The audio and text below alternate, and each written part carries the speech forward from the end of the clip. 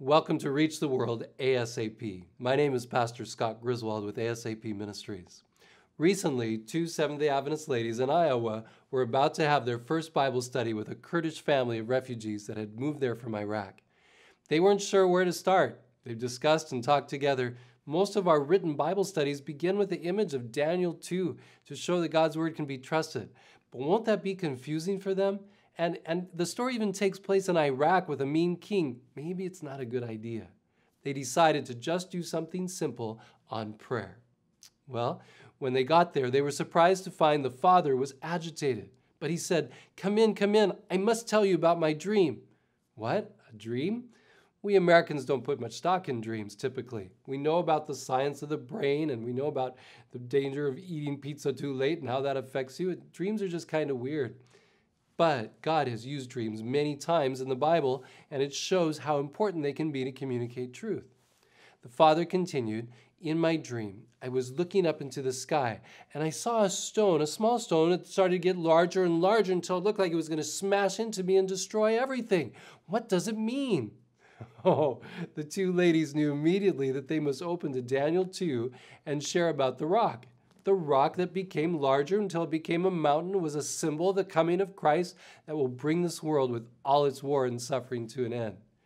It turned out, as they studied Daniel, that these people even knew some of the Daniel stories from their history books in Iraq. There were more dreams to come, but first I want to tell you how these two ladies and this family first met. It started with the church's plan for outreach to the local children. The local neighborhood had major problems with crime. Leaders in the community wanted to see that change, and so they requested local groups and churches to have positive programs right there in the community. Some of the church members said, "Let's hold our vacation Bible school in the park this year." Despite the potential dangers of shootings, they said, "God will protect us. He loves these children." Well, a family of Kurdish refugees showed up. Their children loved the science experiments and the English songs. It was really special. As church members, they started getting acquainted with this Kurdish family. They learned how they had fled ISIS, the Islamic militant group in Iraq, and had just arrived in America. It was a huge relief for them to be away from the fighting. At the same time, there were many challenges for adjusting to America and surviving here.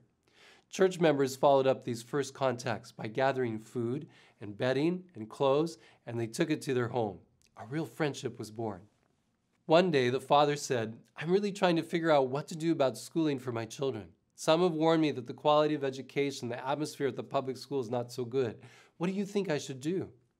"Put them in our Seventh-day Adventist school." That's how the members answered. How could they possibly afford to do that? Besides, he had 9 children, with 5 of them in the elementary school age. But the Iowa-Missouri Conference has raised money just for this kind of thing. As long as there's money in the funds, they will pay everything for a refugee student the first year, 3/4 the second year, half the third, and a fourth for the fourth year. So all 5 of the children were accepted at the school, and another one at preschool too. They're all studying there now. Somewhere after that, 2 ladies from the church invited them to study the Bible, and they agreed. That's amazing in itself. You know why? 22 million or so Kurds in the world, and less than 1% of them are Christian. There's no real country of Kurdistan. It's just sections of Iraq, Iran, Syria, Turkey. There are many distinct unreached people groups even within the Kurdish grouping.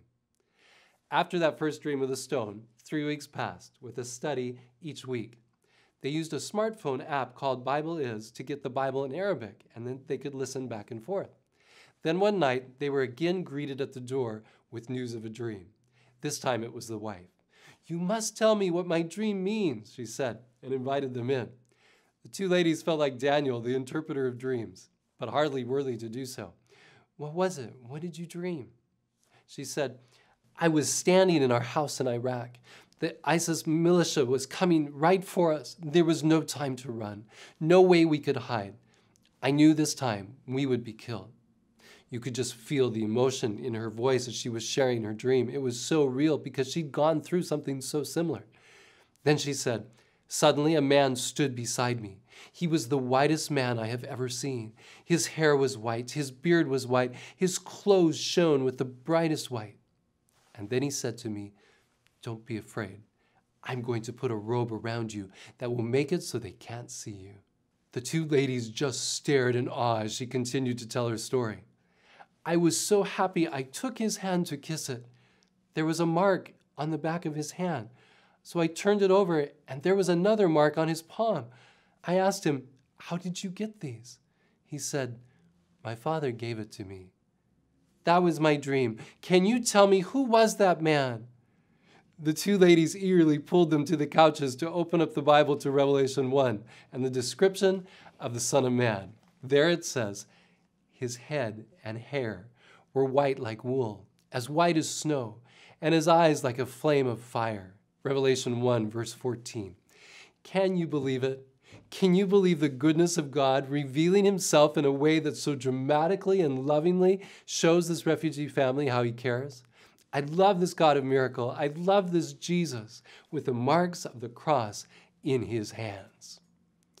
Do we understand what it's like to be a refugee? Jesus does. He and Joseph and Mary experienced it when he was a baby. Recently, a friend of mine was in Turkey and got to feel a tiny bit of what these people go through. The city of Kobani was not very far over the border into the country of Syria. That's where Kurdish and ISIS soldiers have been battling for about a month. At least 130,000 Syrian Kurds have poured out of the conflict, fleeing into Turkey.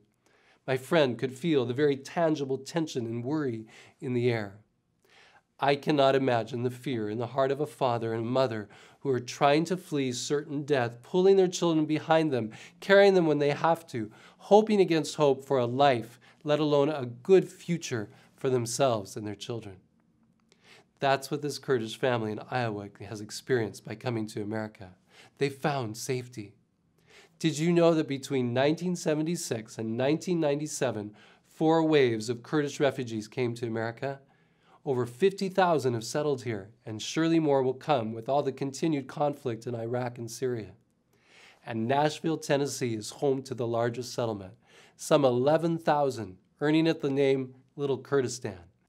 Many of these refugees left professional work and have taken low-paying jobs in America just to survive.